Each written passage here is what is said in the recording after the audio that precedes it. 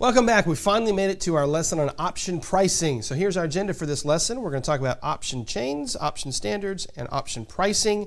And then finally, how option pricing moves with the price of the stock. Now, I want to warn you, this is going to be kind of some nerdy stuff. We've got a lot of details to get through.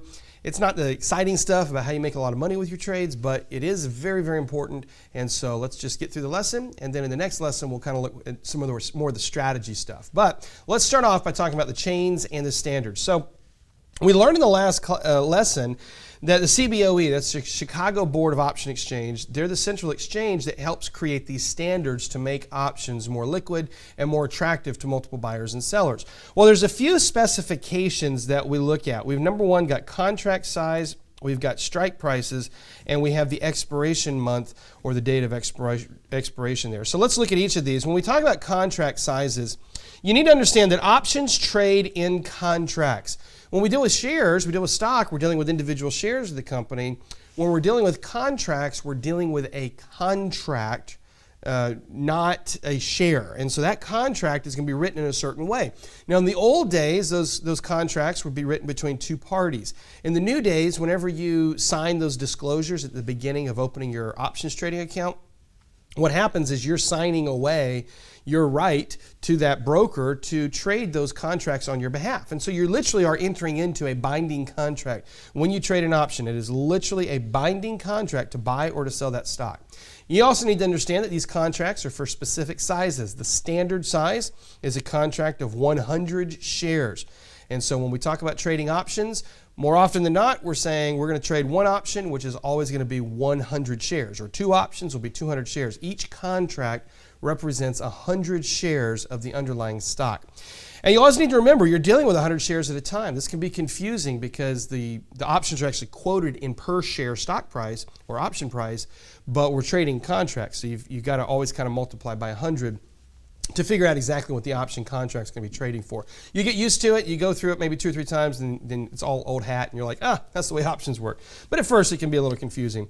Next, let's talk about strike prices. Strike prices, they're very standardized for a reason. Odd strike prices just don't make sense. Somebody comes along and says, hey, I want the right to buy General Motors for $41.22. It just doesn't make sense. And so what the exchange does is they say, let's standardize that. Let's come up with some nice increments that work well, and we can have a standard for that. And so that's how the options get issued with your strike prices. So let me show you how the standards work. The standard strike prices for a stock trading between $5 and $25 is going to be an increment of $2.50. So you'll have strike prices that run at $5, $7.50, $10, $12.50, all the way up to $25. Now, when you get to $25, if you've got a stock that's trading between $25 and $200, those strike prices are going to move in $5 increments. So you have $25, $30, $35, $40, all the way up to $200. And so just $5 increments, that's the strike price that you can buy or sell the stock at. And then finally, once you get over $200, we change and we go to $10 increments. So stocks that are trading over $200, the strike prices, the standard strike prices are going to be $10 increments. So they'll go 200, 210, 220, 230, all the way up, and that never stops. Now, these are standard strike prices we're talking about, but there's actually some non-standard strike prices that I want to share with you.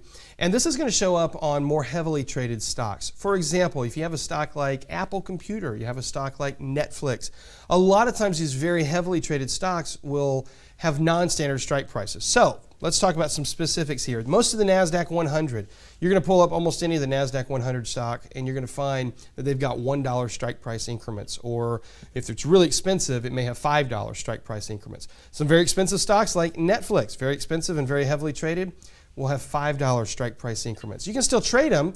They're just not the standard 255 and 10.